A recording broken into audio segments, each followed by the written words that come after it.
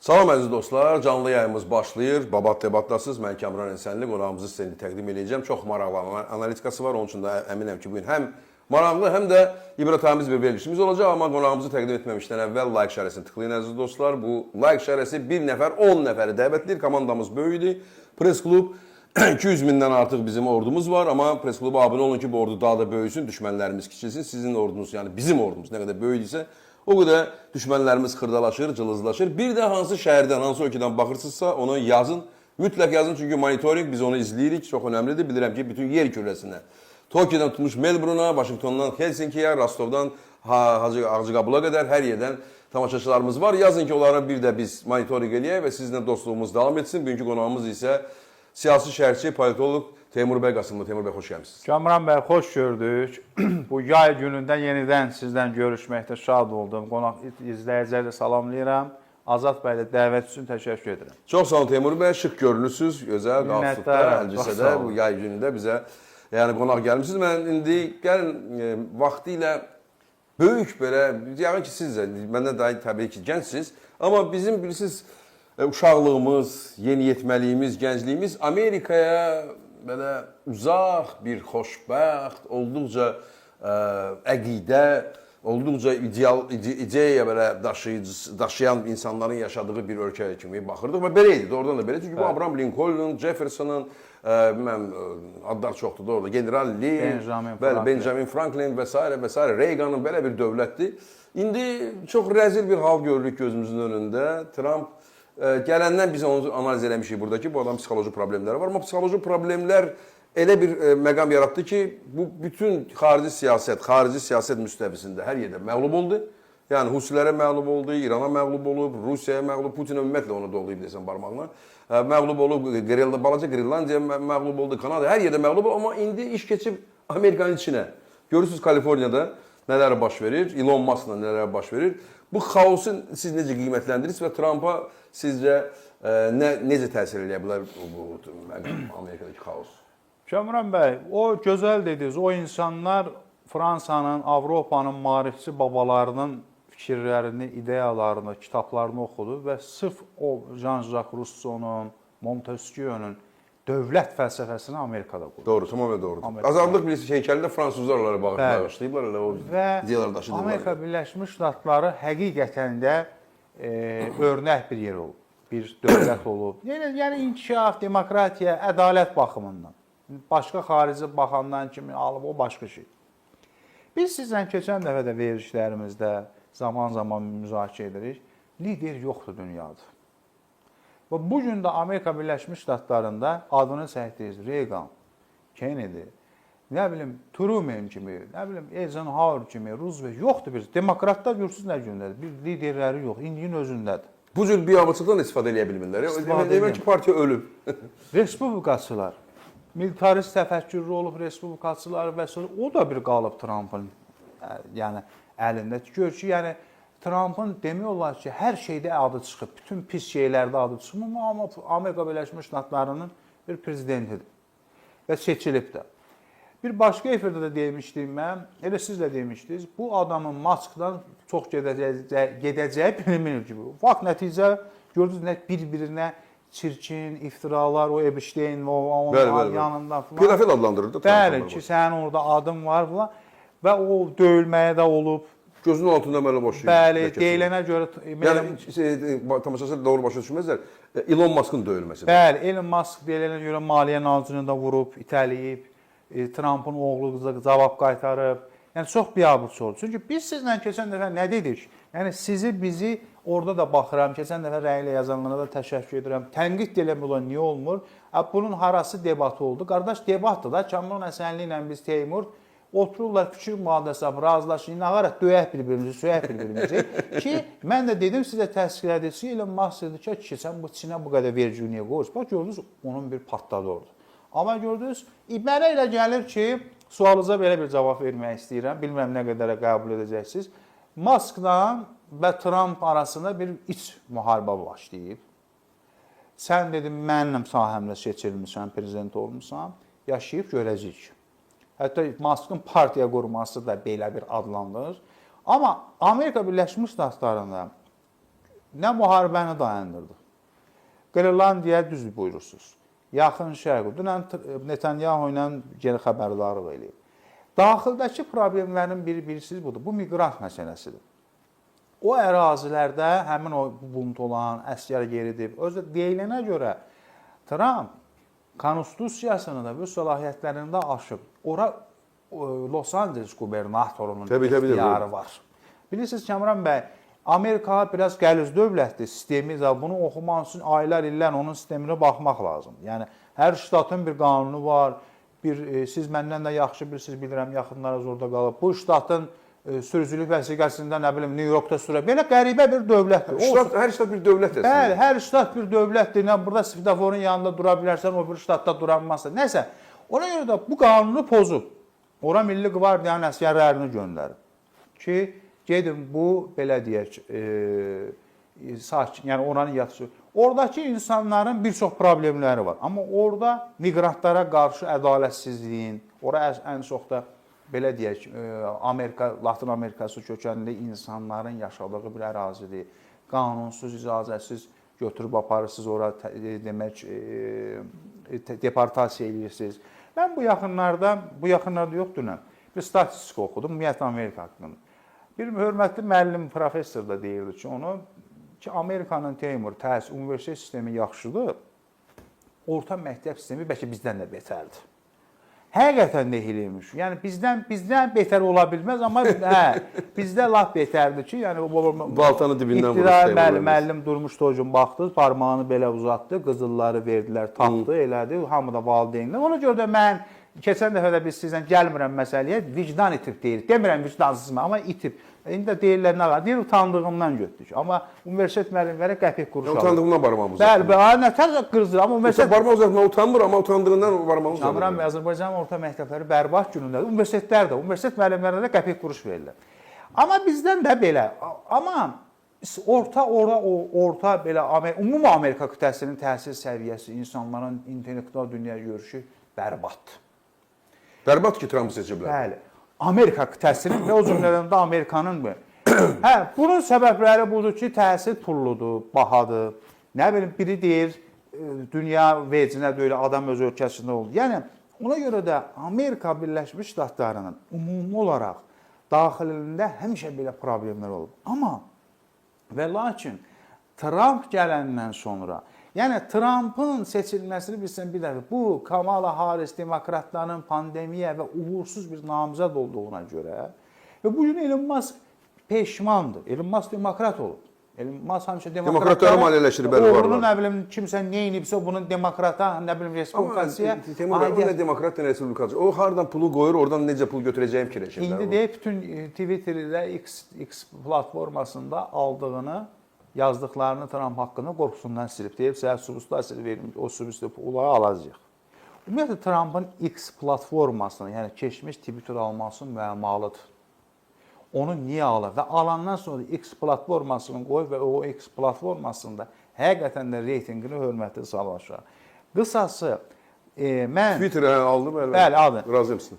Los Angelesdə və Amerikanın daxilində olan problemlərdə həm Elon Musk və Trump bir savaşçı kimi görmək olar və bir də Trumpın uğursuz, popülist, miqrantlara qarşı və digərlərə qarşı atdığı addımların nəticəsidir.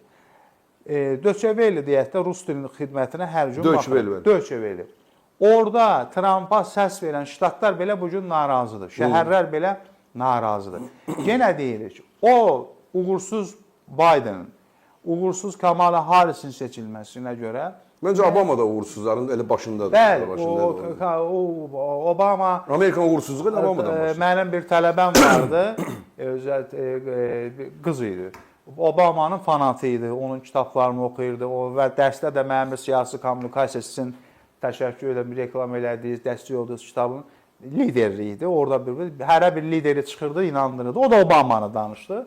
Danışdı dedim, amma bəs Obama səhiyyəni düzəldənməli, sığorta problemləri var. Obama bugün Rus-Ukrayna müharibəsində bahislərarından biridir. Razıyam, 100%. Popülistdir. Mənim Obama ilə işim yoxdur. Bəlkə Obamanın da günahı. Bəlkə Obamanın yerində də mən olsam. İndi baxırlar, deyirlər, Putini tənqid edirsiniz, onu biz heç kimi tənqid edir. Buradan mən demirəm Obama əlinə al, amma bu gün Obama qaçdı.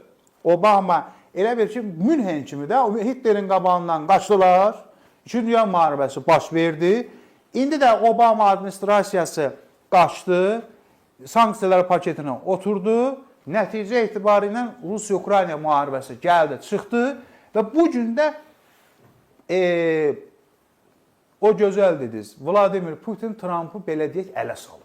Bir şey deyim ki, Obama barədə fikrinizi yadınızda saxlayın. Elon Musk Trump savaşı, qorx ki, Elon Musk Trump demokratlara qayıtdı, dəstək oldu. Bu əqidə söhbəti var, pullu məsələsi var. Bir də daxildə Trump'ın uğursuz addımları. Kəmaran bəy, bir dənə də bir şey deyim, fikrinizi bildirim. O Trump'a hansı əl-gülləni atdı, o əli ilə belə şahillərdə qan. Bax, o da Trump'ın seçilməyinə böyük dəstək oldu. Məncə öz oyunları idi. Sui-qəsd. Yoxsa Kamala xanım bəlkə də seçiləcəkdi. Amma o sui-qəsd işi dəyişdi. O Amerikada seçkilərin taleyini dəyişdi. Amma ümumi götürəndə nə Amerika Birləşmiş Ştatlarında, nə dünyada lider yoxdur. Tamam mısın razıyım. Obama məsələsində Obama təkcə Rusiyanın önündən qaçmadı ki. Obama Suriyada İran önündən qaçdı. İranı sanksiyalardan götürdü. O pulları da İran ağısı aldı, yatırdı Suriyaya. Bu gün də Suriyadakı iqtidar deyir, çıx bu ölkədən, pullarda batdı, borcu da istəyir İran verməyəcəm, ged Əsəddən al. Əsədin pulu çoxdur. Ged pulu. Əsəd özü yoxdur. Harda ağılsız yerə ora qoydu, batırdı ora. Nəyin güdazına? Bilirsiniz, gedən adama, amma İran axıra kimi Rusiyadan müəyyən fərqli olaraq, biz bunu sizdən keçən dəfə də ora yazırlar ki, bunlar hardan bilir. Qardaş, biz heç halda işləmirik, oxuyuruq, görürük, analiz. Axıra kimi Əsədə kömək eləməyə çalışdı. Amma o Obamadan aldığı, Obama dövründəki sanksiyalardan götürülən pulları İranın iqtisadiyyatına, İranın digər yatırım eləsəydi, İran inkişaf eləyər. Mən də başa düşürəm. Amerika gəlib, İsrail gəlib, nə qazandınız? Heç bir şey əldə etmədiniz. Biz keçən dəfə də demişik, İran və Türkiyə ilə İsrail gəlib qonşu olub Suriyada. Bu gün də Suriyada maraqlı proseslər gedir. Azərbaycan dövlətinin... Ona ayrıca gəlin, başlayın onu, çünki o Suriya ayrıca indi onu müzakirə edirik. Yəni Obama təkcə orada İranın önündən deyil, həm də teröristlərin önündən qaçdı. Teröristlərin ulaşdı. Rusiya, Polşaya hava hücumundan müdafiə o hərbi vermədi. Əvəzində düzdür, Rusiyada dedi ki, İrana uran verməyəcəm. Ala bu gün Polşada milliyyətçi prezident seçilib, xəbəriniz var, bəyanatlar verir Ukraynaya. Yəni dünyada qəribə işlər gedir. O kimin əli, kimin cibinlərdə bonusları var. Çox qəribədir ki, Polşadakı həmən o milliyyətçi, düzdür, Ukraynanın tərəfindəyik deyir, amma Ukrayna Avropa Şurasına qəbul edilməyəcək. Kamran bəy, mən Polşa eksperti deyiləm. Polşada bir namizədin arxasında Amerika idi, bir namizədin arxasında Avropa Birliyi idi. Bu Avropa Birliyinin adamı da. Bu Amerikan adam deyil mi? Yox, milliyyətçi Avropa Birliyinin adamı. Avropa Birliyinin adamıdır və o deyirdi ki, mən gələn kimi Orbanla dostlaşacağam, Macarıstanla bizim tarixi. Amma indi Orban tam tərsinə başlayıb danışmağı. İndi Macarıstanın Orbanı deyir ki, Rusiya zəifdir. Rusiya, ona deyirlər ki, sual verirlər ki, bəs NATO ilə müharibə eləyə bilərmi Rusiya Ukraynadan sonra? Deyir ki, nə NATO ilə Ukrayna bacarmır, deyir Rusiya. Və Rusiya ancaq yumruq gücünü, burada elə bir Kamran danışır burada. Urbanla bunu gözləmir deyə. Rusiya deyir, ancaq yumruq gücünü başa düşür və NATO-nun gəlib başını əzməlidir filan. Və baş verir. Oradan da birdən-birə, yəni axı Putin adamı hesab edirlər Orbanı. Niyə birdən-birə belə dəyişiklik görürlər? Mənə elə gəlir ki, sualınızın bir dənə belə bir cavabı var ki, Orban gördü ki, Şols'un taleyi olacaq. Və digər hakimiyyətlərin görür. Ola bilər, bu da bir manevr, diplomatik, pragmatik bir manevr də ola bilər. Amma Şols'un taleyini görür ki, çünki Orban özü də Amerikaya qarşı müharibə elan edib. İndi bu Trump gəlib, dost olublar filan, bəhməkan, bu ola bilər. Amma əsas bundan ibarətdir ki, yəni bilirsiniz Kamran bəy, bu müharibəni istəyir Ukrayna xalqına kiminsə düşmən oldu, zəhləsi getdi, xoşu gəldi, gəlmədi, özü bilər. Amma bu müharibədə Rusiyanın yanında durmaq insani tərəfdən, əxlaqi tərəfdən, din tərəfdən düz deyil. Təbii ki, alçaqlıqdır, ona başqa da yoxdur. Mən başa düşürəm, mən dövlətin başında duran adam, prezident, baş nazir, bu dövlət çox ağır bir şeydir, dövlət idarə etmək. Mən razıyam. Amma bu indi Orban bu Macarıstanın qanını töküb Sovet hakimiyyəti 56-cı il. Təbii ki. Bundan əvvəl sən nə pislik edib, başınızda nə oyunlar açıb. Yəni 20 yanvarın eynisini 56-cı ildə da Yəni bəli. Yəni bu Çexiyanın özündə, bax bu Çexiyada da qəribə işlər baş verir. Ay Çexiyada sən nə olur? Amma Çexlər axı Slovaklar bəlkə də. Çexiyada da bilirsiniz baş nazirlə prezident Slovakiya katolikdir. Slovakiya amma açıq Ukraynaya qarşı kim qusur? Ona görə də Orbanın həm bu diplomatik manevr eləmək qərblə o arasında dalğalanmış, həm də ki Viktor Orbanın da içərdən, daxildən də yaxşı deyil. Çünki müxalifət tərəfindən də sıxışdırılıb. Üçüncü, pul Avropa Birliyindən gəlir. Pulun azaldıblar da. Hətta pul, bilirsiniz, Macarıstanın... Yəni Putindən pul gəlmir deyənə kəsilib. Pul yoxdur axı, bu cür müharibə pul. Mən gəlin belə bir fürsət düşüb. Buyurun, buna da oponentlik eləyə bilərsiniz. Rusiya Federasiyası, keçən dəfə də demişik, tutduğu ərazilərdə, yəni bizi, digər orta, xaric, heç bir ölkədə istəyir çarın vaxtı, istəyir bolşevikin vaxtı, istəyir indi, güc sahibi deyil, ola da bilməz. O güc, o qüvvət də yoxdur, o pulu da yoxdur, apara da bilmir, aparmayacaq da.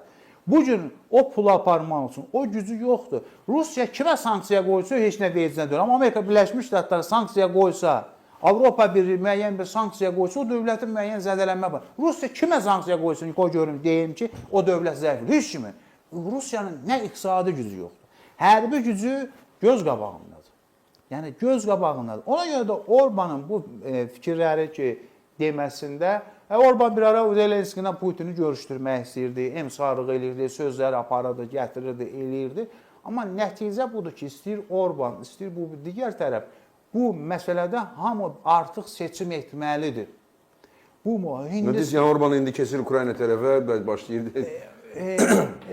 Kəmran bəy, məndən də yaxşı bilirsiniz, istəyir Putin oldu, olmadı, Macarların Ukraynaya qarşı bir antipatiyası. Təbii. Bu tarixi. Biz burada hamı da izləsin, biz nə siz, nə biz özündən razı ulduz xəstəliyinə tutulmamışıq, amma burada həqiqətən də maraqlı bilgilər verilir. Antipatiyası var. Necə biz birinci gündən demişik ki, Elon Musk'la Trump birbirini qıracaqlar. Bəli, bizim sizlə keçən dəfə İstanbul görüşümüzdə proqnozumuz da çıxdı. Heç də nəticə olmadı, bir dənə humanitar. Vəssalam, başqa olda olmayacaq. Ukraynada yaşayan Macarları güya Ukraynalılar əzir. Bunu mən beynəlxalq təhlükəsizlikdə dərsində Şərqi Avropada təhlükəsizlik problemləri mövzusunda keçirik. Şərqi Avropada etnik münaqişələr. Hələ bu müharibəyə qədər olar onu... Çox sağ olun. Polyakların bu müharibə oldu, olmadı, Ukraynaya qarşı həmişə olub mövqeyi. Burada bunun gizlədiləsə bir şey yoxdur. Stepan Bandera Polşaya qarşı başlamaq birinci. Yəni, Macarlar deyir ki, siz demək, bizi, Macarları orada assimilyasiya edirsiniz. Məsəl üçün, Ukraynalılar da Moldovaya deyirdi ki, siz də Ukraynalıları assimilyasiya edirsiniz, nə bilim, Macar, belə bir fikir var. Amma Moldova da Ukraynanın bir hissəsi olub, bilirsiniz, Sovet hökuməti, onu 40-cı illərdən sonra falan. Bəli. Moldovada indi o Sandu xanım seçildi, indi vəziyyət nəsə, Moldovan Qaqauzan prezidentin birisi tutublar, Rus-Fərəz. Çox dünya hər yeri qaynayır. Dünən Kolumbiya prezidentin namizədliyi danışdığı yerdə gülləydi. Bəli. Ümumiyyətlə, Rusiya Federasiyası iki yerdə ocaq yaratmaq istəyir. Fikrinizi bildirə bilərsiniz.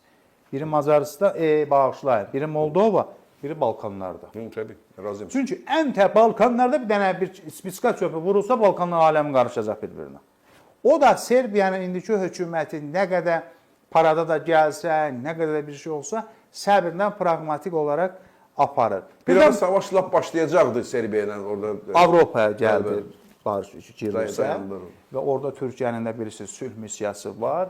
O da dəstək olur. Həm müsəlman, həm də keçmiş Balkanlar Osmanlı'nın olduğuna görə.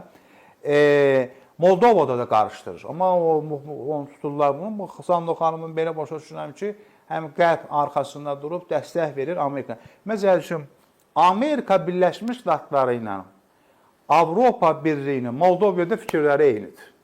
Gürcüstanda eyni deyil. Bəli. Ermənistanda müəyyən dərəcədə eyni deyil. Orada Fransa, Amerika var. Məsələn, Polşada birinin arxasında Amerika pərəsti namizəd, birinin Avropa Birliyi deyə. Bu Trump gələndən sonra da məsələn Merc'lə görüş oldu da, dədəsinin, ulu babasının pasportunu gətirirdi ki, bax sənin baban Almandır falan. Çıxanda dedi ki, bəs familiyada Trump da əslində, o Amerikada Trump'a çevirdi. Bu da dedi Alman xalqını sevirəm, lüblü falan belə. Amma Merc gördü ki, dəsə uğur salınıb da bu adamla danışığı və ümumiyyətlə gözəl bir söz deyirsiniz. Milli təhlükəsizlik doktrinası, milli təhlükəsizlik müşaviri, milli təhlükəsizlik şurası, beynəlxalq təhlükəsizlik dərsində deyirik. Amerika Birləşmiş Ştatlarında yaradılıb. O dövlətin o qədər gözəl bir xarici siyasət yəni olub. İndi elə bir vəziyyət, bu ölkənin dövlət katibi qəribə fikir bildirir. Nə bilim, xaricdən prezidenti nə danışır. Hans Trump'ı təyin edildi, Trump'ın komandasında var. Təhlükəsizlik müşaviri o boyda dövlətin, həm Twitter'da dövlətin sirrini paylaşır. Yəni, mən ola bilər, hamı səhv edə bilər. Yəni, başa düşürsünüz, yəni bu gətirir çıxardır ki, dünya, bu siyasət elminin, siyasət şünasların işidir, beynəlxalq münasibətlərin işidir. Mən o gün başqa efirdə deyim. Popülistlərin əlində qalıb dünya. Popülist siyasətçilərin əlində qalıb. Məsələ budur Şamuran bəy. Popülistlər oranı alacam, buranı alacam. Və bir də, bunu da fikrinizi bildirə bilərsiniz, siyasət elminin də, beynəlxalq münasibətində aktorlar var. Aktor deyək, nə deyirsiniz deyin. Bu gün bu iki beynəlxalq münasibətlərin də və siyasət elmində aktorların da aktorlarsız qalıb. Yəni, partiya liderlərsiz, siyasi, tamam başqa adamlar gəlir.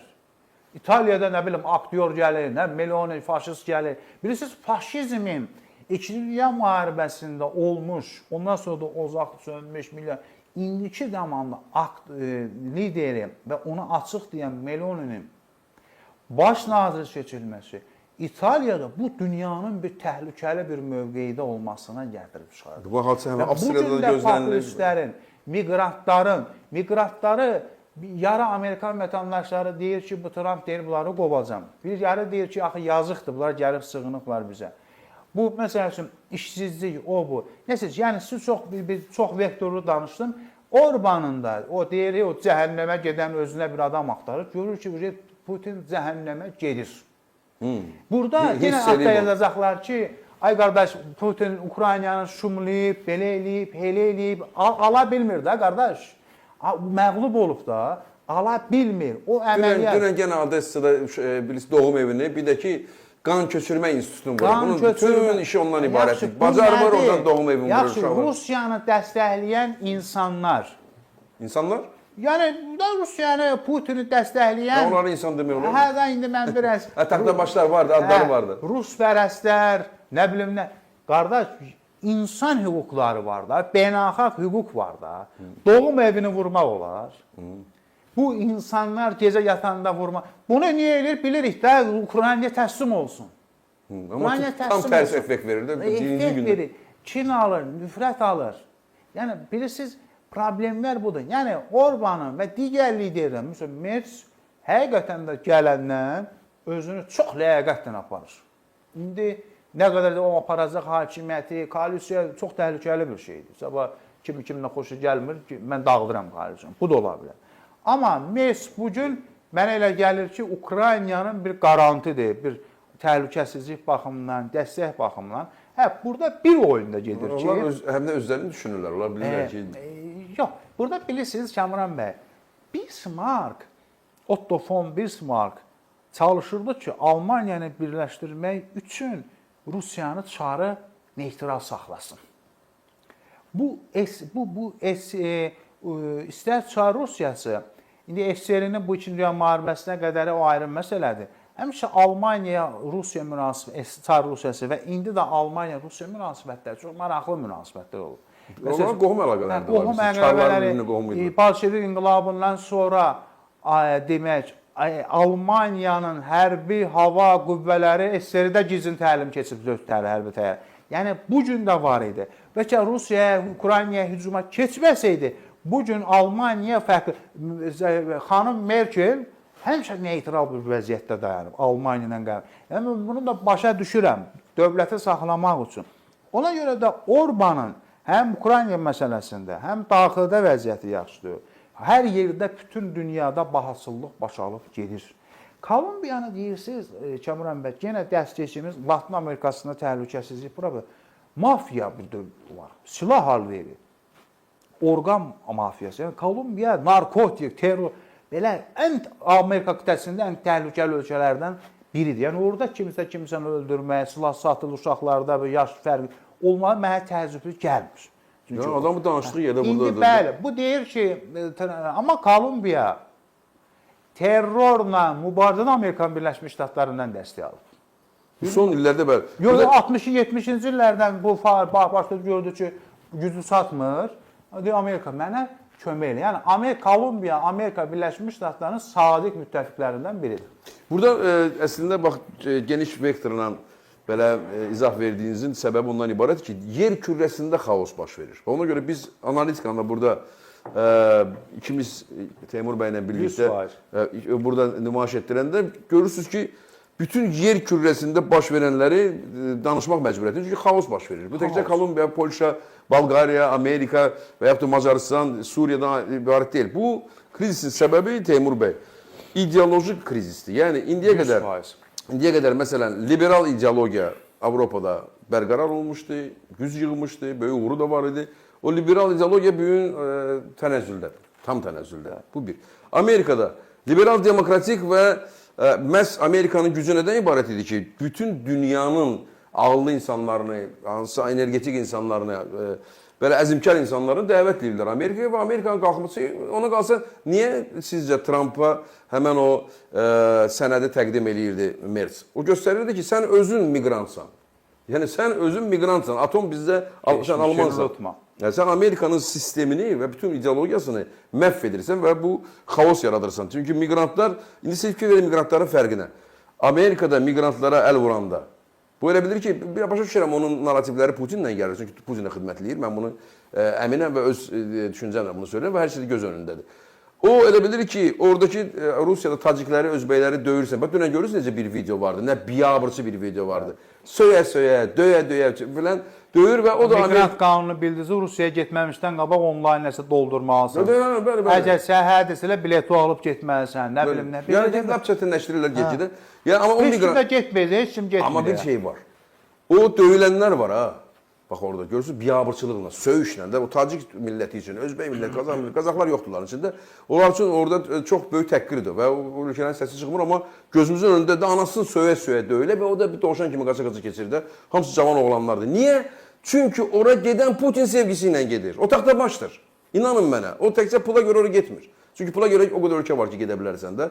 O elə həmən o zümrədir, çumodur, çoxu, əksəmsi yox təbii ki, əksəriyyəti, amma Amerika belə deyil. Bax, Amerikada o istədi ki, Rusiyadakı kimi Taciki özbəyi necə döyürsə, mən yəni bu millətin özündən danışmıram amma təəssüf ki, o döyülənlərin Tacik və özbək millətinin, Qırğız millətinin nümayəndələridirlər. O özbək milləti cəngavər millətdir, Əmir Teymurun nəvə-nəticəsi torunlarıdır. Onu qoyuruq bir tərəfə, təbii ki. Amma gözümlə gördüyümüz odur ki, söylə-söylə, döylə-döylə orada əyilib gedən həmən o millətin nümayəndələridir və onlar da Rusiya sevgisi ilə ora gediblər. Mən ona əminəm. Amma Amerika belə deyil. Teymur bəy, Amerikada o migrantlar görürsünüz ki, indi inqilaba çıxırlar və bu mənə elə gəlir ki, davam etsə, yəni Trump bunu davam etsə, bu təkcə Kaliforniya ilə bitməyəcək. Bu Amerikanın başqa ştatlarına da yayılacaq və o ələxüsus da o ştatların, indi hadisələr baş verən ştatların meri də, qubernatorları da demokratlardır. Yəni respublikaçılar deyil. Bu ümumiyyətlə Amerikanın parçalanması, ümumiyyətlə Amerikanın başının özünə qarışması.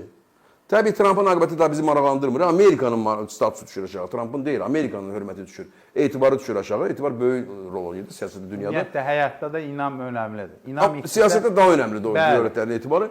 Və bu etibar aşağı düşürsə, onun başı özünə qarşırsa, onda deməli burada bütün ölkələr öz halına yanmalıdırlar. Avropa birləşəcək, biz gözümüz görürsünüz Orban onun üçün. Məncə Orbanın dönməsi ondan ibarətdir. Ona görə görür ki, Avropa birləşir və onun çıxış yolu Avropanın mərkəzindədir də o. Onun başqa çıxış yolu yoxdur. Deməli, yenə Turan, bax bizim həmən bu konseptimiz ortalıqda ancaq o uğur qazana bilər ki, uğur da qazanır, gördük gözümüzün önündə. Onun üçün istəyirəm keçək Suriya, çünki bu bizim bu xaosun içində Türk dövlətlərini və ümumiyyətlə bizə yaxın, Suriya indi bizə yaxın dövlətdir. Çünki orada Türkiyənin nəzarəti, Türkiyənin çox həll edici rolu var. Suriyada, baxın, İsrail bugün Türkiyə ilə orada və yaxud dediyiniz kimi sərhəddir. Bəli. Suriyanın dövlət başçısı indi deyirlər ki, hələ ki müvəqqətidir, nə müvəqqəti? Dövlət başçısıdır o. İndi dövlət başçısıdır. Bu sualınız mı? İndi gətirəcəm ona, formalaşdırım sualımı. Yəni ki, Suriyanın dövlət başçısı Amerikanın tanıdığı bir terroristdir. Başına da 10 milyon qoymuşdular. İndi götürüb oldu. Geri götürdü. Trump özü gəldi, ondan görüşdü. Yəni Amerika onun ayağına gəldi. Bu deməkdir, bunun başqa adı yoxdur. Bu Türkiyənin və Turan dövlətlərinin böyük uğurudur. Gəldi onun ayağına, İran oradan çıxardılıb, Rusiya oradan çıxardılıb. Demək olar ki, bir təsiri yoxdur. Bəşər Əsəd atdılar Putinin qucağına, Yanukoviç kimi gedib oradadır. Sizcə bu Suriyada indi baş verənlər başqa ərəb dövlətlərinə necə təsir edəcək? Bir də İrana necə təsir edəcək? Çünki bizim fikrimiz o Təbrizdə nə baş verəcəkdir. Oradan nə yayılacaq? Hansı ideologiya və hansı təsirlər olacaq? Maraqlı suala görə təşəkkür edirəm sizə. Bugün Rusiya Suriya siyasətinə Türkiyə Respublikası üzərindən alış-veriş eləmək istəyir, cənab Hakan Fidan vasitəsilə. Kamran bəy, mən bir dənə fürsət verirmisiniz, bunu da deyim. İki erməni, biri Ermənistan xüsusi erməni əsilli KGB-də işləmiş polkovnik, sonra uzun müddət Ermənistanın Təhlükəsizlik Şurasına xidmət eləmiş, bir də Ermənistan Elmlər Akademiyasının Şərqşünaslıq İnstitutunun bir qadın. Hakan Fidan haqqında kitab yazıb. Bəli, kitabın şəklini lap Azad bəy ata bilərəm, göstərə bilər. Bu mənim üçün maraqlıdır. Bu kitabı tapıb oxumaq lazımdır. Kitab Moskvada da ən böyük kitab mağazasının yerində təqdimatı olub. İki erməninin. Bunu da altını izləyirəm. Çox maraqlı bir məqam. Bəli. Çünki biz özümüzə hörmət edən adamı oxuyuruq, dünyanı görürük ki, nəsə danışırıq. İndi gəlirəm Suriya məsələsinə. İran, Suriyada demək olar ki, yoxdur. Əsədin yıxılması, devrilməsi bizim üçün bir məsələdir. Bizim əvvəllər Əsəd sülaləsinə müəyyən yaxın münasibətlərimiz olub. Orada iqtisadi, siyasi bəzi məsələlər olub. Amma həmişə biz unutmamalıyıq. Yəqin ki, indiki dövlətimizin xarici siyasətini aparanlar və dövlətimizin rəhbəri də bilir. Suriyada çox güclü erməni diaspora var. Əsas da Hələbdə. Suriyanın qızıl inhisarı, qızıl bu vətəndaş müharibəsindən qabağı deyirəm, indi də xəbərim yoxdur, ermənilərin əlində idi. Ona görə də biz həmişə erməni məsələsi orada var, o durur. Amma bugün bizim tərəfimizdən uğurludur ki, Ermənistan dövləti Suriyadakı bir müttəfiqini itirdi. Bu bir. Çünki Nikol Paşinyan hakimiyyəti, bax altını zıram. İstəyir Sarkisyan, Koçaryan və Nikol Paşinyan gələndən sonra da Suriyaya əsgərdə yardım eləyib, tibbi də yardım eləyib. Bu mənim doktor çıxışımda da var. Hətta Xamneyi ilə Paşinyan ilk günlərdən danışdım. 2018-2019. Sən deyib, kim icazə alıb oraya yardım göndərmişsin? Bunu dini rəhbər Paşinyanın üzünə deyib. Görüşdürsə, kim icazə alıb oraya göndərmişsin? Oraya icazəsi məndədir, yəni Suriya. O dövrdə Rusiya ilə İran Suriyada bərk gedirdi, belə xalq dilində. Hakan demişdi ki, cənab Türkiyə ona son qoydu bir dəfə. Cənab rəhbər, yəni mən nə göndərmişəm, mən ora tibbi personal göndərmişəm. Nəyin var, nə göndərim? Axı o tibbi personal da Əsəd yıxılan kimi qaçdı gəldi, demək Ermənistana. Bu belə, Suriyada maraqlı hadisələr gedir. Birincisi, bizim dövlətimiz çox praqmatik bir yaxşı siyasət aparır Suriyada. Azərbaycan. Bəli. Bizim dövlətimizin rəhbəri Türkiyə dövlətinin xahişi ilə, istəyi ilə, Ahmed Şarı ilə görüşdü. Bu da əlbəttə böyük dövlətlər bunu, dövlət heç vaxt bunu təsdiqləməz, deməz. Bir Suriya-İsrail münasibətlərinin məsələsi var ki, o da Bakıda bir görüş olub. Yəni, dövlətimiz burada yaxşı bir iş görür. Dünən səhv Qurban Bayramı payı vermişik, paylamışıq Suriyada. Müəyyən bir uğurdur. Yəni, Azərbaycanda Suriya və İsrail görüşləri başlayır. Bəli, üç tərəfli o bir müəyyən bir Azərbaycan dövləti görüş təşkil. Yəni, buna vasitəsilik bir diplomatiya eləyib. Çünki bizim, sizlə məni söyəndə, döyənlər var idi. Bugün Azərbaycanın İsraillə münasibətlərinin yaxşı olması Türkiyə dövləti, qardaş dövlətimiz qazanır. Bizim var. Niyə söyürdünüz Kamrandan Teymuru? Amma indi səsləri çıxmır. Niyə söyürdünüz? Açıq deyim ki, Eurovision'da Azərbaycan xalqı və Azərbaycan ilə dövləti deyirəm. Azərbaycan münsiflər heyəti birbaşa İsrailə 12 xal verəndən sonra onlar indi dövləti sevməlidilər. Ona görə qorxularından gelirlər deşiyə. Bu bizə Türkiyədə də Azərbaycana qarşı çox haqsız fikirləri irəli sürür. Məncə də. mən indi sizə hörmətimdən, sevgimdən üç rəngli bayrağımız var. O da bizim bayrağımız. Amma mən susuram. Amma danışılası, deyiləsi çox şeylər var. 2009-cu ildə Ermənistana da kim səs verib, o da bilmir. Ona görə də bu məsələləri eləmək lazım deyil. Azərbaycanın münasibətləri Məmməd Əmin Rəsulzadə qoyub. Azərbaycanla Türkiyə, mərhum Əbülfəz Elçibəy də bunu deyib, mərhum prezidentimiz Heydər Əliyev də deyib, mərhum yəni prezidentimiz Elçibəydən başlayaraq indiki prezidentimizə. Azərbaycanla Türkiyə ittifaq, qardaş kimi siyasi maraqlar çərçivəsində. Bu gün İsraillə münasibətimiz yaxşıdır, Türkiyənin pisdir, biz köməkli edirik. Bu gün Türkiyənin digər dövlətlərlə münasibətləri yaxşıdır, bizə dəstək olur. Yəni bu belə getməlidir və hamının da öz marağı var. Amma Kamran bəy, bu mən gördüyüm budur ki, Amerika Suriyanı bölmək istəyir. İndi gələk bu tərəfə. Bölmək istəyir bu YPG bilirsiniz Mazlum Kobani və bir dənə də bir söz deyim. Bu vitse-prezident Amerikanın dedi ki, Suriyada az qalıb vətəndaş müharibəsi olacaq. Bura hökumət deyil, bura dövlət deyil. Vance deyir bunu. Vance deyir. Daha doğrusu Vance deyir, mən Mərkəzi Kəşfiyyatın reportlarına görə danışıram. Amma Vance səhv buraxdı, düz dedi, səhvdir. Vance bir tərəfi düz deyir. Vance Amerika görürəm ki, görsənən budur ki, Kürdləri, Kürd qardaş insanları, oradakı YPG-PYD muxtar bir dövlət yaratmaq istəyir. Elə də silahlandırır onu. İstədiyi vaxtı da orada o gəlin belə danışaq. Bu Şara deyək də, Əhməd Şara, bu zəif bir adamdır. O Vance dedi, demədi, Suriyada istənilən var, vətəndaş müharibəsi çıxmağa bir hazır yerdir. Həmçə də olub da, bölünüb 9 yerə orada. Maliyyə vəziyyəti pisdir.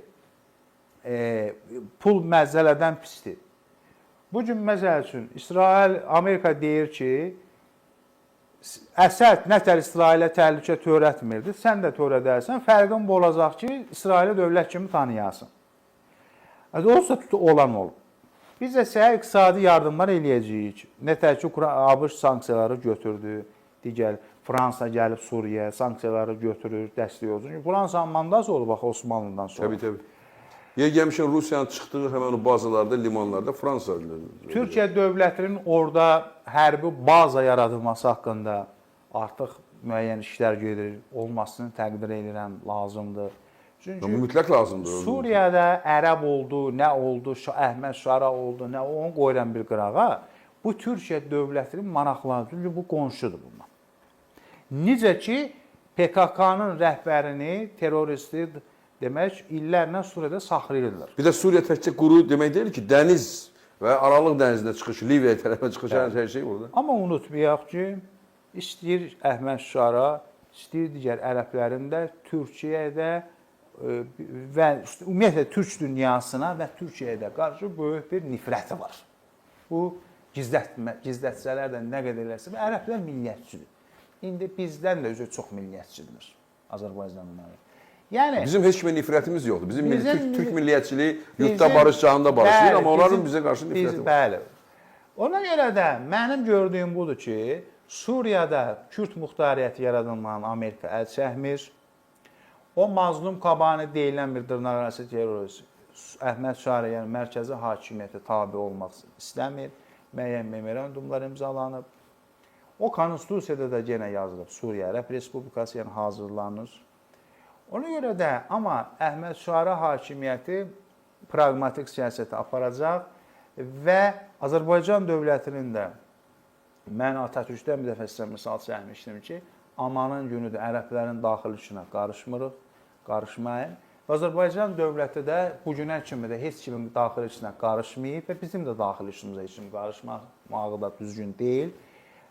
Amma Suriyada bizim aktiv olmağımız, o keçən dəfə bizim sizlə dediyimiz lazımlı adam olmağımız üçün düzgün, uğurlu bir siyasətdir. Ən önəmlisi Suriya həmişə Daşna Sütunun, digər erməni təşkilatlarının, terror təşkilatlarının, türk diplomatlarının şəhid edənlərin yerinin məskəni olub. İndi hörmətlə, izzətlə, yumuşaq güc siyasəti ilə biz orada öz aktivliyimizi göstərib qardaş Türkiyə Respublikası ilə paralel olaraq orada bir güc olmalı. Amma bu Suriya təkcə erməni və ərəblərin yaşadığı yer deyil. Suriya təkcə həmişə bir türk dövlətinin ərazisi olub. Həm Osmanlı dövründə, Şah İsmailin də olub. Şah İsmail dövründə də Zəngi dövləti də, bilirsin Nurəddin Zənginin, İmaməddin Zənginin də yaratdığı dövlətin hələ türk şəhəri olub həmişə. Bu bəzən elə fikirləşirik ki, Nəsimini burada Azərbaycanda, Şirvanda məsəl üçün də inciyib Şamaxıdan çıxıb gedib Hələbə, yəni gedib Ərəb ölkəsinə. Elə deyil. Hələb o dövrdə türk şəhəri idi, nəinki Şamaxı. Yəni o Nəsimi dövründə deyirəm. Hələb təmiz türk şəhəri idi. Şamaxı. Şirvanşahlar dövləti idi. Şirvanşahların paytaxtı olub 861. Siz onu təsdiqləyirsiniz ki, orada daha çox Hələb türk şəhəri idi. Şirvanşahları 3 sülalə idi ailə. Məzyədilər, Kəsranilər, Dərbəndilər. Fars, Ərəb, Türk. Bəli, təbii. Sonuncu türkdür. Dərbəndilər. Dərbəndilər. Nəsimi, yəni sözüm nədən? Onu qoyum bir tərəfə, biz tarixə indi ekskursiya getməyəcəyik. Sadəcə orada yaşayan türkmenlər var. Hələbdə də yaşayan, Suriyada indi onlara o türkmenlər Şah İsmailin dövründə Bakıdan, Azərbaycandan gedən türkmenlər. Çoxu bayatlardır, bəli. Bayatlardır. İraqdakılar da bizdən, bizim kimi də danışırlar. Bəli. Mən Suriyadakı türkmenlərlə salam əleyküm olub, İraqdakılarla, onların təşkilatları ilə də olub münasibətim, o işidin orada. Eyni Türkiyə qardaşlarımızla müəyyən başa düşə bilmirsən, anlaşam, onlarla qəşəng danışırsan. Demək ki, biz siyasətdə qabaq SSR Rusiyanın işğalı altında olmuşuq deyənə orada siyasət yeridə bilməmişik. Siyasətimiz yox idi ki, biz sadəcə Rusiyanın bir hissəsi idik. İndi siyasətimiz var, o türkmenlərə əl uzadacağıq. Var idisə də SSR dövründə mahnı oxumaq, nə bilim nə belə bir şeylər. Uzaq başıda gedib Zeynəb xanımlara yəni Rusun istədiyini eləyəcəyik. Bəli, biz pionerin kimi. İndi Azərbaycan müstəqil siyasət yeridir, türkmenlərin arxasındayıq. Türkiyə müstəqil siyasət, yeri gəlmişə Türkiyədə müstəqil siyasət yeridə bilmir. Çünki Türkiyənin statusu və gücü o dövrdə tamamilə başqa idi. Nə İraqda, nə Suriyada biz o türkmenləri sadəcə Suriyanın daxili işinə qarışmırıq, başa düşdük onu. Amma o türkmenlər orada əzilirdi, orada vurulurdu. İndi müəyyən bir çərçivədə Türkiyə dövləti dəstək olmağa çalışır. İndi yox, həm də silahlanırlar. Onlar həm silahlıdırlar, silahlı dəstələri də var. Sadəcə bunu bir Suriya ordusuna çevirmək. Suriyada türklərin statusunu yerinə gətirmək. Çünki bu deyirəm, son 1000 ildə həmişə Suriya bir türk torpağı olub. Həmişə.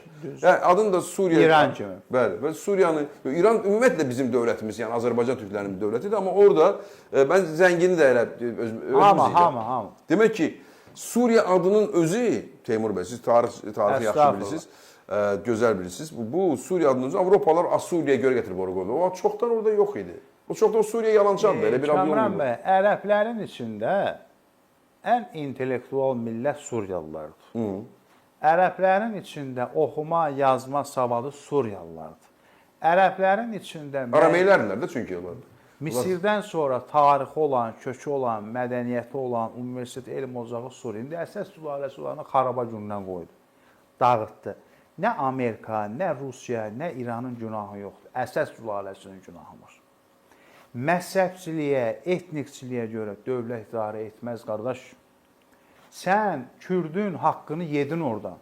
Sən Kürdə səs vermə hüququ vermədin, pasport vermədin.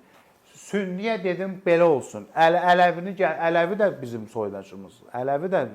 Sən Türkiyə əzini, bunu əzini, axırda ölkən oldu xaraba günlə. Axırda sən qəbrivi çıxartdılar, qəbrivi çıxartdılar. Səfər edilər. Və yaxud da İraqda Səddam Kürdə əzdi, Türkiyə əzdi, ona qaz verdi, axırda öz ölkəsini xaraba günlə qoydu.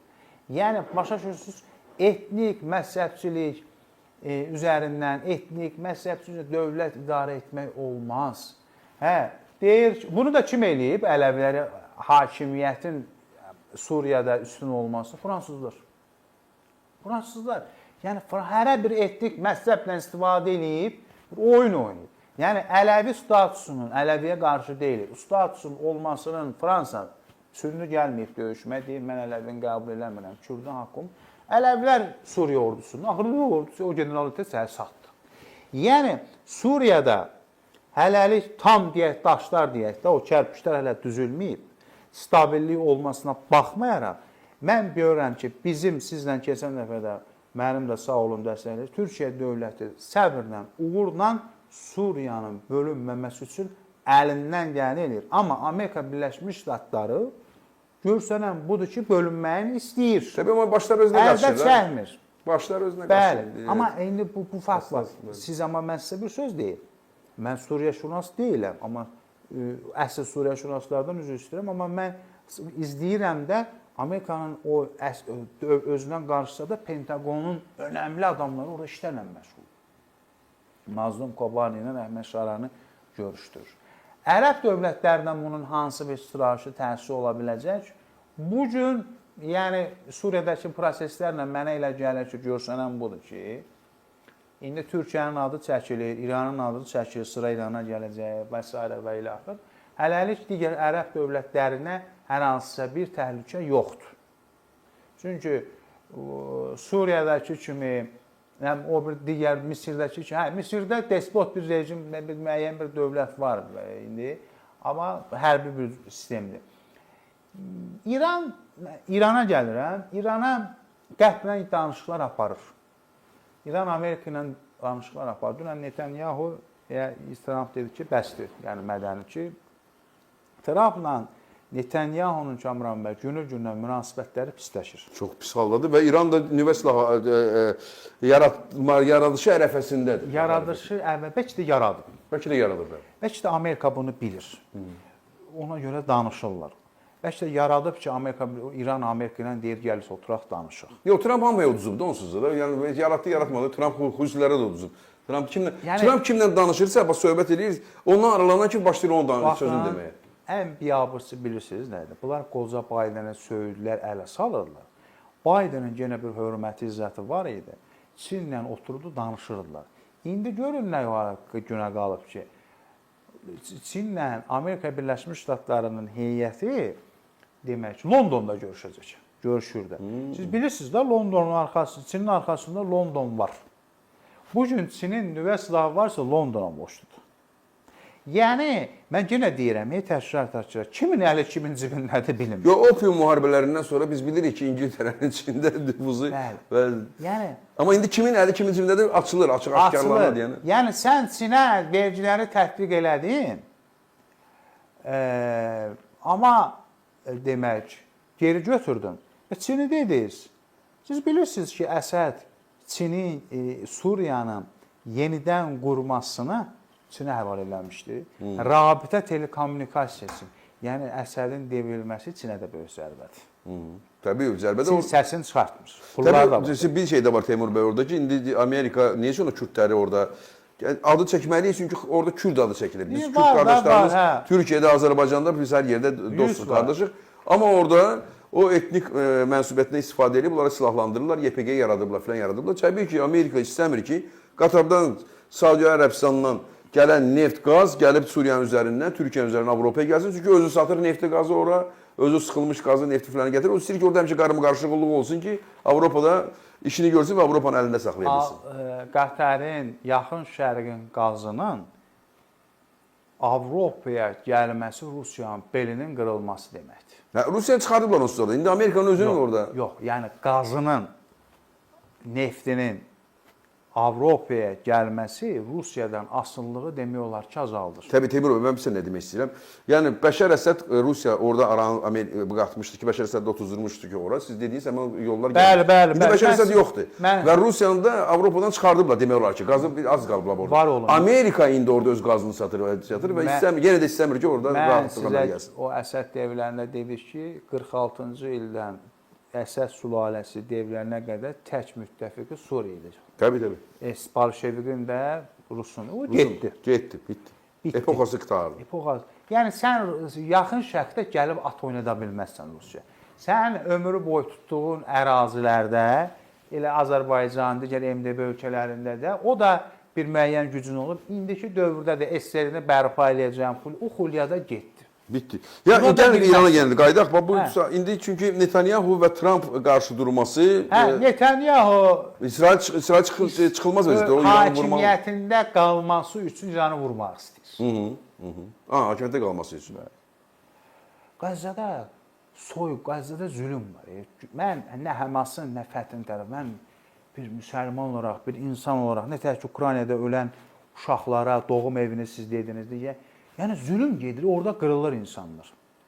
Və zülm gedir, ayağa qalxıb niyə Hamasa onlar yıxmırlar ki? Bax, o söhbət, o sual var. Həmasın, deyim, Bilirsiniz Kamran bəy. 2 milyon adamdır o. Hamas orada küçədə adamları döyür. Həması Əlində saxlayıb girovları, buraxsın da o girovları da əl çəksin. Legitim hakimiyyət kimi heç kim tanımır, Mahmud Abbas iqtidarını tanıyır. Bu gün o günahsız körpə uşaqların ölümündə də Mahmud Abbas iqtidarının böyük rolu var. Mahmud Abbas uduzub da Həmasa da. Mahmud Abbas uduzub yox, Mahmud Abbasın bir ayağı o dünyadadır, bir ayağı buradadır. İndi hə, Həmas da mən başsız uduzduğu dövr qalıb. deyirəm. Həmasın tək sığınacağı yeri qardaş Türkiyə Respublikasıdır. Mən sizə bir söz deyim. Mən bu məsələyə gəlmək istəmirdim, amma gələcək. 7 oktyabrda hücuma keçdi Həmas. Bəli. Qaranlıqdır, müəmmalıdır. Amma qəbul elədik, eləmədik, İsrail hərbi hava qüvvələrinin, hərbi müdafiə və s. Məsələn, İsrail təhlükəsizlik sisteminin məğlubiyyətidir. Biabırçılıqdır, təbii. Sağ olun, elə bildim, biraz aponentlik eləyəcəz. Bugün Rusiyada hücumdadır. Təbii. 41 dənə sizi baxmışam verilişinizə. Özdə hələ heç kim heç danışmır ha. 41 təyyarə var. Bunlar hücuma keçdi. Rusiya kəşfiyyatının biabırçılığı, orada da İsrail kəşfiyyatının biabırçılığı. Həmas hücuma keçdi. Həmin ərəfədə Həmasın nümayəndələri Türkiyə Milli İstihbarat Təşkilatının İstanbulda böyük bir iqamətgahı var, Bilgəkə bilir. Orada olublar. Türkiyə Milli İstihbaratının nümayəndələri, dövlətin nümayəndələri deyib ki, əla, hücuma keçdiniz, qalib gəldiniz. Başqa planınız varmı? Ehtiyat planınız varmı? Bu sizin fərziyyənizdir yoxsa? Bu fərziyyə deyil, bu olmuş bir şeydir. Deyib, heç bir planımız yoxdur, deyib, onda bu 11 olacaq. Elə də oldu. Yəni, Həmasın koru-korana bu hücuma keçməyi nəyə nəticə gətirdi? Heç bir biabırçı oldu, uşaqlar liderlər getdi. Hamısı öldü. Günahsız insanlar öldü. Mən Fələstin dövlətinin yaradılmasının tərəfdarıyam, istəyirəm.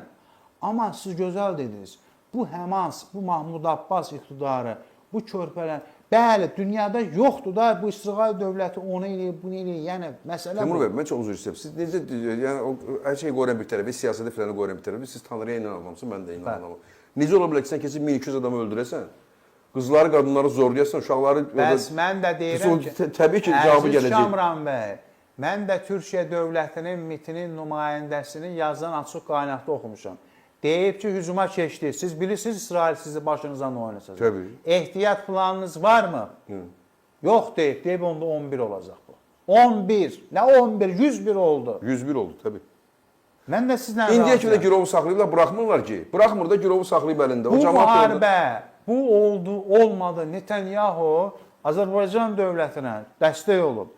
Azərbaycan xalqına, Azərbaycan dövlətinin rəhbəri ilə amma ümumi onun daxildə vəziyyəti yaxşı deyil. Təbii, bu gedəcək.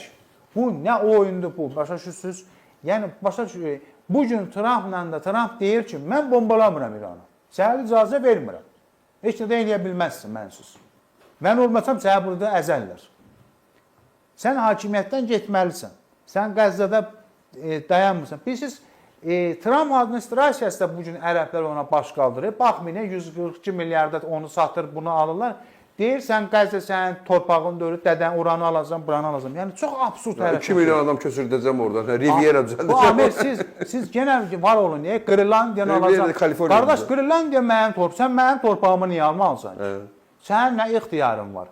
Ümumiyyətlə, bu Amerikada bir ağıllı adam yoxdur ki, bu adam nağarır burada. Bu adam nə danışır? Ağıllı adamlar var, deyirlər, amma Amerika özü gülünc vəziyyətdədir. Çünki ağıllı adamlar üzəri marginallaşırlar. Yəni, bilirsiniz Kamran bəy, bir yax dediniz, Orban, gəldirəm yenə çox vektor, Orban özündən düşmən düzəldirdi, Xotdan düzəldirdi, Xoxan düzəldirdi, Amerika düzəldirdi, onu, o düşmən də yoxdur.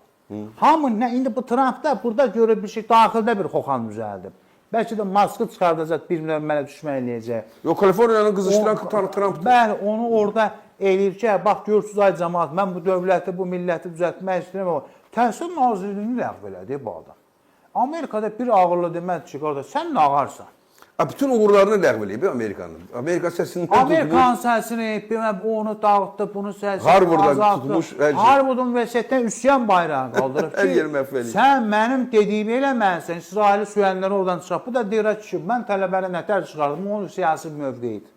Məsəl üçün, amma Kolumbiya Universiteti onun dediyin elədi, pul verdi. Belə qəribə dövlətdir. Belə idarə etmə yoxdur dövlətdə. Yəni bəlkə demokratiyadır, bəlkə də əsl demokratiya bu deyə bilmirik. Amma gəlirəm İrana. Yəni İran bu məngənədən qərblə və Amerika Birləşmiş Ştatları ilə Oman Sultanı o gün bizim dövlətimizin rəhbərində təbrik eləmişdi. Rəhbəri ilə, vasitəsilə danışıqlar aparır. Və İran da buna aparacaq. İran da buna məcburdur. Amma gözəl tutdunuz. Nə sizin, nə mənim nüvə obyektlərinə gedib baxmamışıq. Əlimizdə sübut yox, sənət yox. Amma düz buyursunuz. Mən də İran nüvə silahı düzəldi. Bu düzəldib ki, rahat oturub danışmaq. İndi onu harda Suriyada gizlədirdi. O heç olay vurulub gedib. Amma mən İrana, İsrailin, Amerika Birləşmiş Ştatlarının birlikdə əməliyyat aparacağına, nə bilim, nə olacağına mən inanmıram. Amma İsrail dövləti zaman-zaman İranı vurur. Məncə vuracaq, çünki burada bir məqam var ki, ora Netanyahu'ya bağlı deyil. Kimsə gəlsə geniş hərbi əməliyyatlar aparılacağına mən dair qəbul etmirəm, amma vurur və Netanyahu öz hakimiyyətini saxlaması üçün də hər addımı atacaq. Amma və lakin istəyir Netanyahu, istəyir Netanyahu'dan sonra hakimiyyətə gələnlər üçün İranın nüvə silahı əldə etməyi, bəli, birbaşa onun milli təhlükəsizliyinə təhdiddir.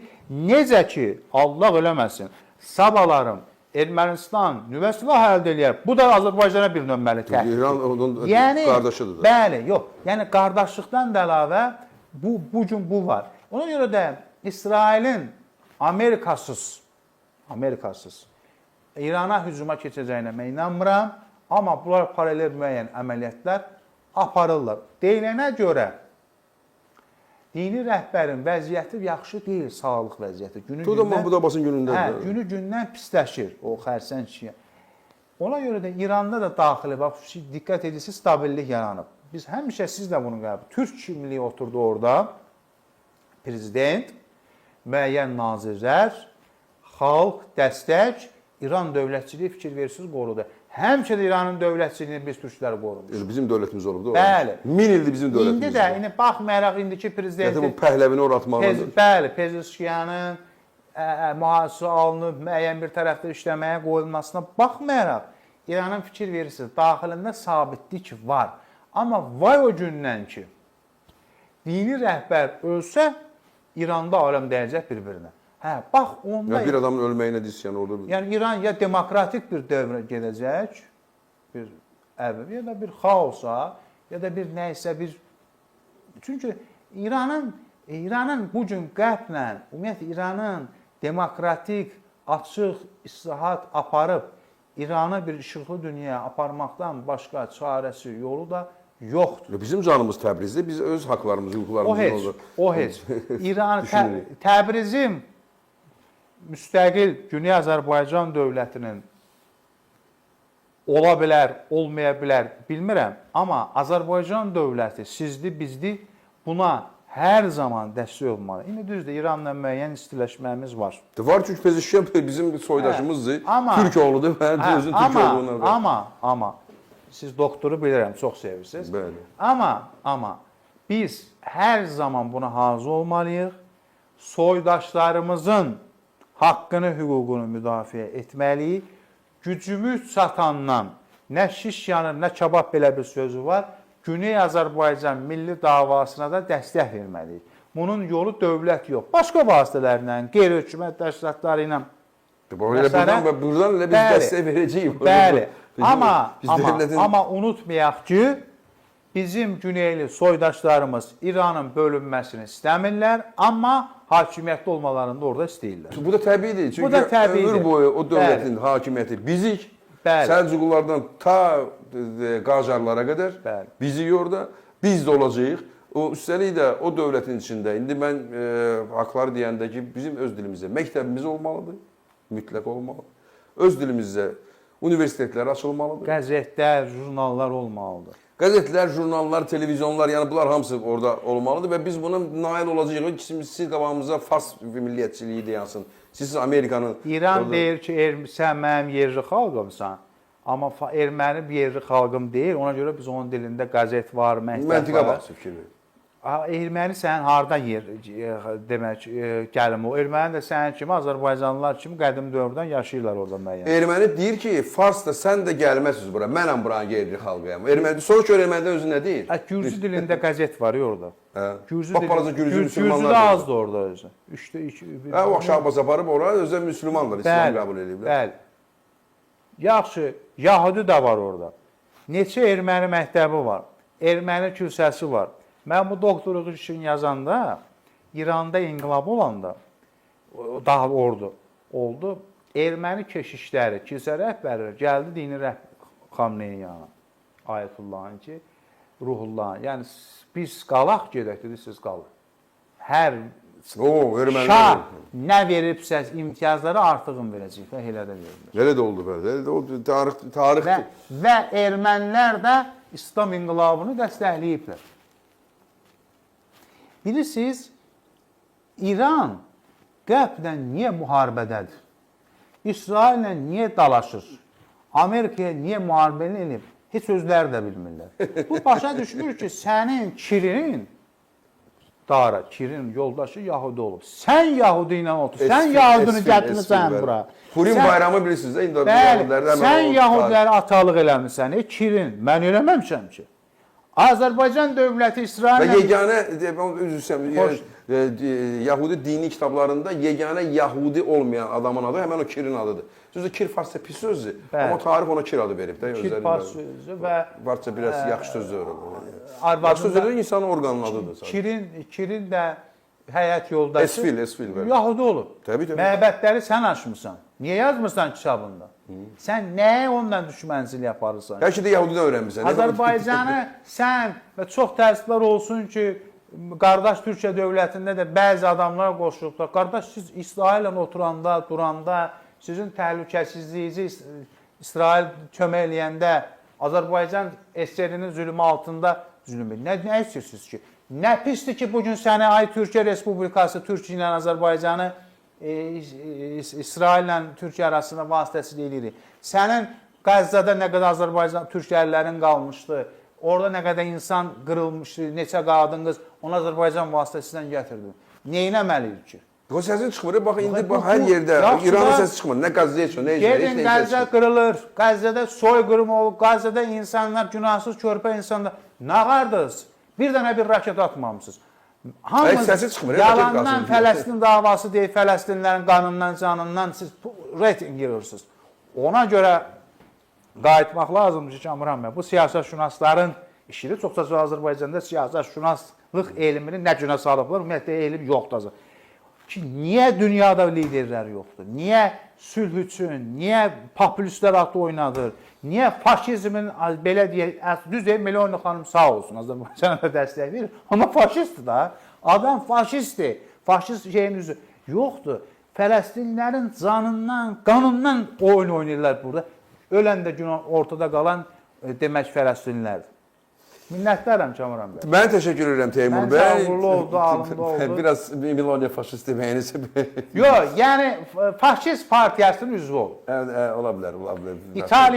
İtaliyada da bu gün də Kamran bəy. Sən millətçiliyin olsun. Kamran bəy, mən üzr istəyirəm. Faşizm Azərbaycana nə dedi Meloni? Dedi ki, biz eyni millət idik, eyni. Kamran bəy, Meloni Türkiyənin də bizim də dost. Ümumiyyətlə İtaliya bizim həmişə dostumuz olub. Çünki Bozqurt Romanın simvolu Bozqurtdur. Faşist köhnə Roma imperiyasını bərpa eləmək deməkdir. Yəni elə də bir götürəndə milliyyətçi bir şeydir. Bir tərəfdən də Meloni amma irqçilik, etnikçilik, miqrantlara əzmək, bu pis şeydir Kamran. O Hitler. Xahiş edirəm. Yəni bu Meloni'də də var, digərlərində də var. Almaniyanın özündə də var, alternativ bir şey.